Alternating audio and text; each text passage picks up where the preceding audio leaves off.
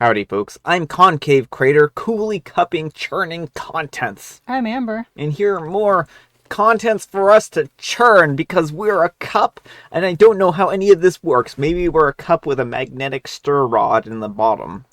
Let's get started and spinning.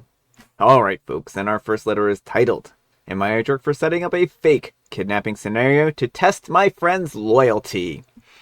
I am a 23-year-old female, and I recently devised an elaborate plan to test my friend's loyalty.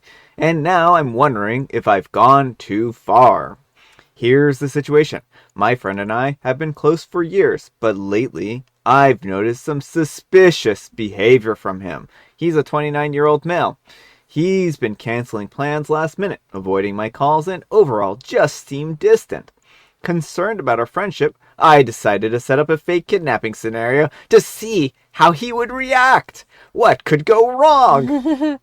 I enlisted the help of a few friends and I staged a mock kidnapping, making it seem like I had been abducted. We even went as far as sending him a ransom note and making fake phone calls demanding money for my release. The plan was to see if he would step up and try to save me, or if he would just ignore the situation altogether. To my shock, instead of rallying to my rescue, my friend seemed to completely be unfazed by the whole ordeal. He didn't even bother to reach out to my family or authorities. When I finally revealed the truth, he was angry and accused me of being manipulative. Now, some of my friends are saying that I took things too far and that I should have addressed my concerns directly with him instead of resorting to such extreme measures. But others argue that true friends should be willing to go to great lengths to prove their loyalty. So Reddit, am I the jerk for orchestrating this elaborate test of my friend's loyalty? Or did I take things too far in my quest for the truth? The truth? Alright, folks, what do you think of this post? Yeah, you're the jerk, and I think you have a little bit of growing up to do. If you think your friend is pulling away, then maybe have a sit-down conversation before you go right to fake kidnapping. There should be a bunch of steps that come into play before you go straight to fake kidnapping. I don't know. I mean, I think fake kidnapping is probably the preferred way of making sure to test people's loyalty. What else? What else would you possibly do? I mean, that's the only option, right? I just want to know, how dumb does OP think their friend is? Why would the kidnappers contact them, of all people? Why not OP's family, right? This doesn't make any sense. Yeah, well, I mean, if he genuinely thought she was being kidnapped and didn't act, then he's a jerk too, but Yeah. If he knew something was up, you can't blame him if she does this kind of stuff all the time for being oh, this just must be OP doing one of her little shenanigans again. The ransom notes and phone calls. If he recognized her friends who were trying to ransom him, Yeah, well, I just think that he probably was annoyed at the whole situation from the very beginning and being yep, whatever, that's fine. I will make sure not to bring the money. I mean, the guy is a 29-year-old adult. Mm-hmm. OP is 23, and it sounds like a very immature 23. There may be a lot of reasons why he's pulling away from this friendship. And I think the fake kidnapping scenario is it's just illustration number one. Yeah, it's just the icing on the cake here. OP, maybe you should reconsider your methods of communicating with people. Maybe there are healthier ways to communicate with people other than staging fake kidnappings. I don't know. What do I know? I'm just some random dude on the internet. But let me know what you folks think. So anyhow, take care and good luck on not being really kidnapped. And Lee Z says, you're the jerk. And it sounds like you must do this stuff all the time if your friend was this unconcerned. Either that, you guys were really obvious in your childish little scheme. Grow up. And Witty Idiot says, I'm trying to think of any possible scenario where fake kidnapping scenario to test loyalty doesn't involve at least one, and possibly several jerks. You're the jerk.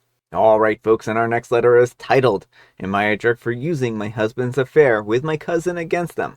My grandparents give each of their grandkids enough to buy a house when we graduate from college. We have to get through college on our own. My older brother made it through with some debt, so he paid off that and still had enough for 50% of a down payment and the money in the bank for emergencies. I was lucky enough to qualify for a scholarship as well as a bursary through my father's employer. When I graduated, I bought a small house close to public transportation so that I could take the train to work. A few years later, I met and married my husband. He met my cousin, Yvonne, at my wedding. She's beautiful. I know that I'm not ugly, but she is gorgeous. They started an affair about 3 months after the wedding. I found out because they are both stupid. I was hurt, but more than that, I was furious. I wanted to kick him out immediately and divorce him. Instead, I waited almost 6 more months. A month before she graduated from university, I went to my grandparents and I broke down. I told them that I just found out about the cheating and that I was shattered, that my own family would do this to me. I stayed with them for a couple of weeks and my husband tried to get me, but I didn't talk to him. My grandmother helped me get a lawyer for the divorce during this time. My cousin has basically been shunned by the family now. My house was a premarital asset and was covered in the prenup. I gave my ex 1 month to move out.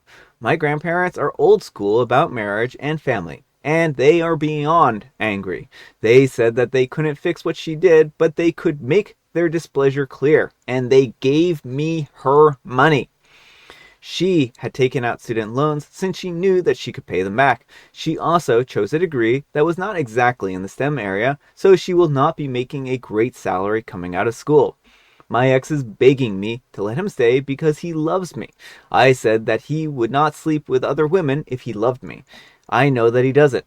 He just did the math and found out how bad off he really is. My aunt and uncle are mad at me for taking so much money from their child. I want to be clear here. It was never my intention to take her money. I just wanted our grandparents not to give her any. Me getting it was just frosting on the cake. Right now, the family is divided, but mostly on my side. They do not openly disagree with my grandparents. Everything is over and done with. The divorce will take a little more time, but my money is in my retirement account. My ex is out of my house, and my cousin can go away. I feel guilty about not confronting them immediately and bringing my grandparents into it. My ex asked me how I knew, and I told him that his texts were all showing up on our tablet before he deleted them. I had screenshots of everything. So, I guess I'm asking if I went too far and whether that makes me the only jerk in this situation. Alright, folks, what do you think? No, I don't think Opie's the jerk here, and certainly not the only jerk in the situation. Like, husband and cousin are very, very big jerks here, and they were not very discreet about it. They chose to engage in an affair, and now they have to recognize that there may be consequences for doing that. Yeah, I just want to know, what is it with all these men who get in trouble in their affairs and then are gonna have to live with the consequences of being poor, but immediately jump back and like, I love you type of thing, right? Mm-hmm. It's like no one is fooled by this. Mm-hmm. Everyone is aware that you're just saying this because you realized how messed up things are gonna be for you. Yeah, your gravy train is gone now. Yeah. So I don't think that OP was in the wrong for talking to their grandparents. It's, again, something that they were very unhappy about, and I guess, like, that's it. The grandparents made their own decision about what they wanted to do, and OP wasn't involved in that decision-making process. Right, OP just provided them the information. And you can argue whether or not the grandparents are the jerk, but, like, it's not relevant to the story. Yeah. I don't really think they are. Like, if everyone is aware that they do not condone cheating, and the cousin decided to push her luck anyway, like, that's on her. Yeah. Well, it's good for OP that they did this so soon. Yeah. Bad for the cousin that she didn't wait until after she graduated. But let me know what you folks think. So anyhow, take care and good luck. Alright folks, and our next letter is titled, Am I a Jerk for Keeping a Caricature of My Girlfriend and Saying That She Is Being Ridiculous? It's actually a caricature of both of us, but she's the one with a problem, thus the title.